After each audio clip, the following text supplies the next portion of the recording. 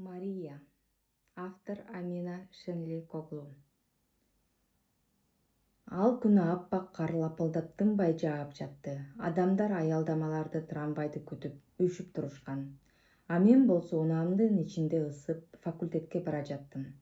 Трамвай аялдамасынан бирине жеткенде көнүмүш адатым боюнча аялдамага көз чаптырдым. Ооба, кайра эле ошол жигит. Ал бүгүн да ошол эле аялдамада трамвай күтүп турат. Билбейм эмнеге, бирок бул жигиттин улуттуу кебетеси ар дайым көңүлүмдү бурат да турат. Мен өз улутума абдан берилген адаммын. Башка улуттагы өлкө кетсин, чет элдиктер тышка деген ураандарды жылдар бою кыйкырып келгем.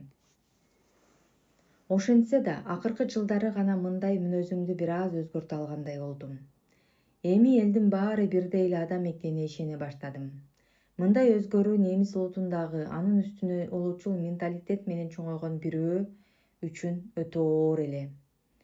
Атигил аялдамадагы жигит африкалык экени ачык билинип турат. Үй бүлөсүн багуу үчүн бул жака келген чыгар. Ушуну унаама салып алсамбы деп ойлоп койдум ичимден. Кызык, макул болот беле. Ушуларды ойлоп бара жатканымда капысынан унаамдын дөңгөлөгү жарылды. Көрсө тиги африкалык жигит чыныгы джентльмен экен. Дароо чуркап келип жардамдашты. Кар болсо дагы эле жаап жатты. Ал аябай жарашыктуу кийинген, мунусун дароо байкадым. Кийимдери кир болуп калат деп ойлобостон жарылып калган дөңгөлөгүмдү өзү эле алмаштырып салды.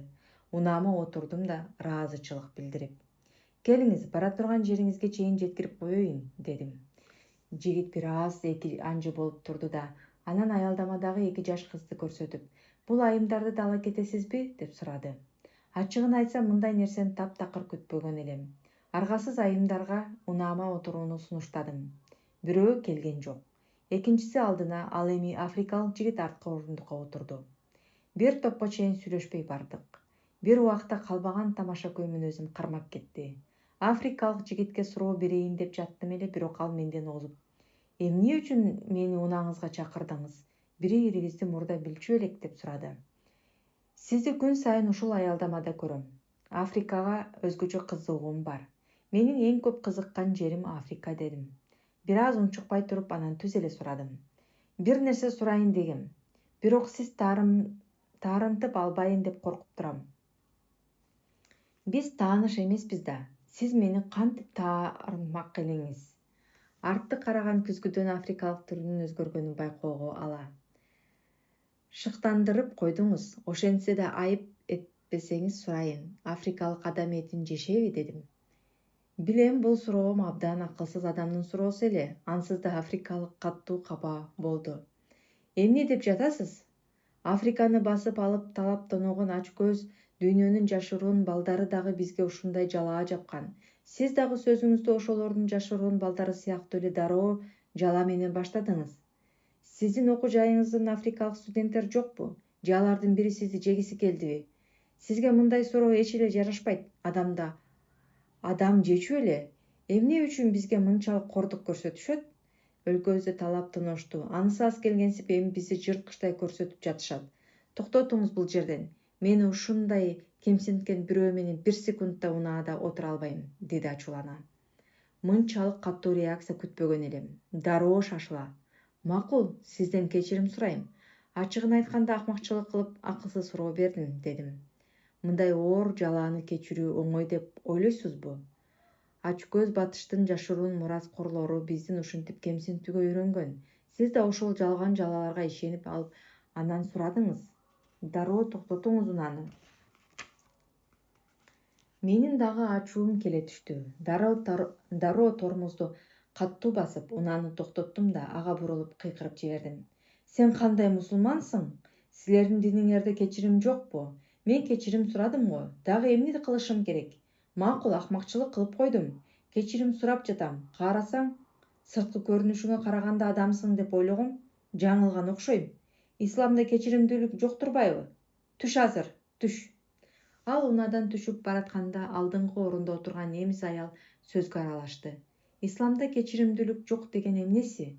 Менин апам мусулманга турмушка чыккан. Ал өтө кечиримдүү адам болчу. Арткы эшикти али жаап жетишпеген африкалык бул сөздөрдү угуп кайра кайрылып сүйлөдү. Сизге бир нерсени түшүндүргүм келет. Ооба, мусулмандар кайсы бир учурда кечиримдүү болушат. Бирок тилекке каршы айрым европалык эркектер сыяктуу эле кээ бир мусулман эркектер да өз аялдарына орой жана ташбоор мамиле кылышат. Бирок кыздарына жана сүйүктүүлөрүнө өтө назик болушат.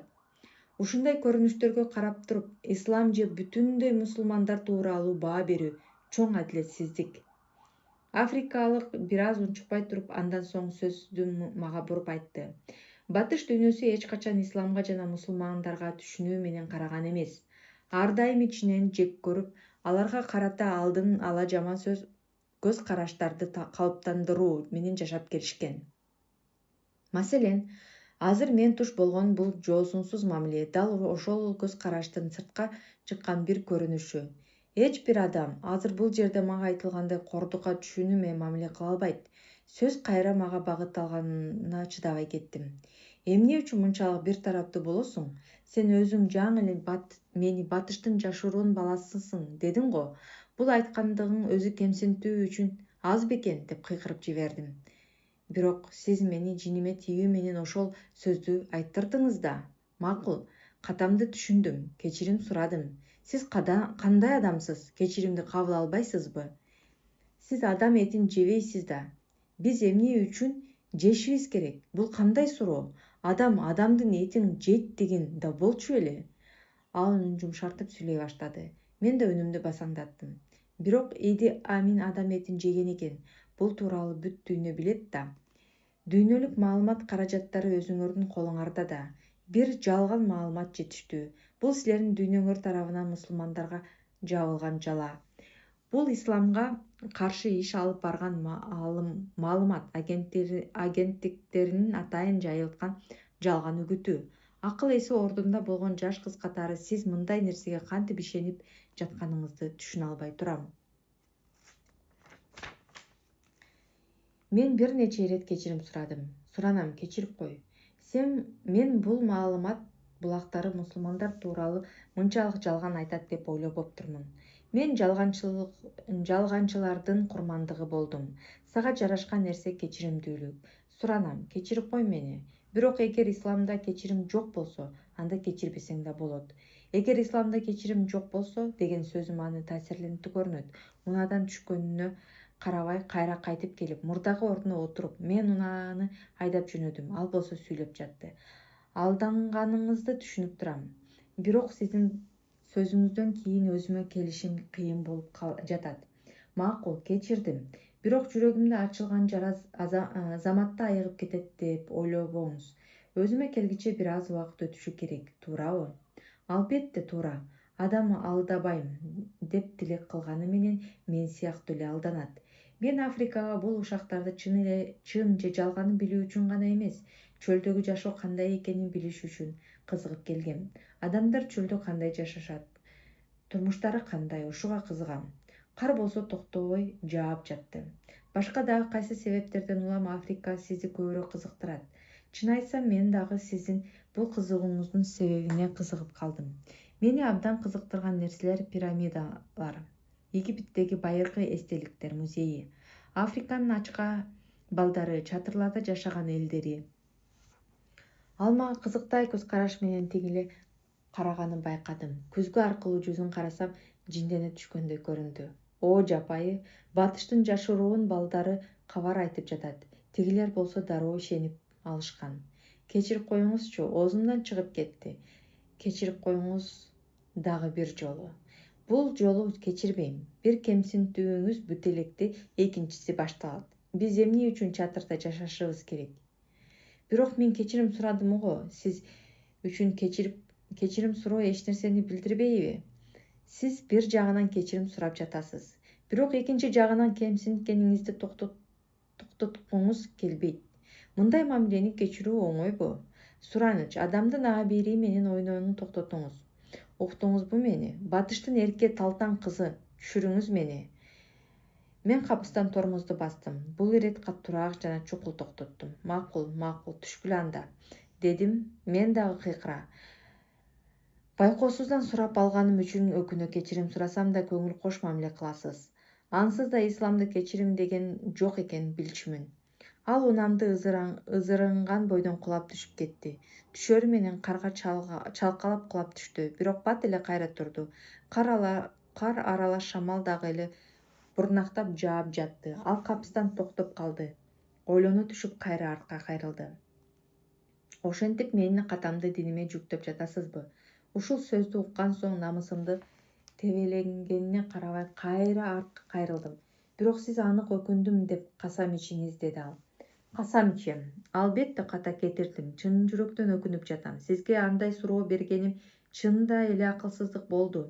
Андан кийин абалды жумшартууга аракет кылып, ишенсеңиз абдан уялып жатам. Айтыңызчы, сиз кайсы улуттан болосуз? Деп сурадым. Африкада жам деген эл жок. Бирок душмандарыбыз аны да айтып башкаларды ишендиришип келишет. Бул Африканы басып алган ачкөз адамдарды ойлоп тапкан жалаасы. Ал айтса эле дүйнө ишене берет. Мен египтикмин. Биз эч кимди жебейбиз, бирок бизди жегендерди көрүп турабыз. Биздин болгон күнөөбүз ушул, бизди жегендерди карап туруу. Арабтар катары бизге тагылган жаза ушул. Таң калыштуу. Өлкөсүнөн кандай талап тонолгонун көргөн африкалыкты биринчи жолу көрүп жатам. Немисчеңиз да мыкты. Германияга кандай келип калдыңыз жана бул жакта эмне кылып жүрөсүз? Абал ошону талап кылды. Бул жерде окуйм. Акыркы курстамын. Атыңыз ким? Абдул-Вахаб. Аны менен сүйлөшүү мага кызык болуп, акылга сыйбас суроолорду берип жаттым. Атым Мария. Мен немисмин. Мен тууралуу бир аңыз бар. Ага көп деле маани бербейм. Ал эмне десеңиз, атам түрк экен. Бирок абдан кедей болгондуктан мени немис үй бүлөсүнө бериптир. Мен ишенген жокмун, албетте. Бир маалда күтүүсүздөн сурап жибердим. Айтсаңыз, эмнеге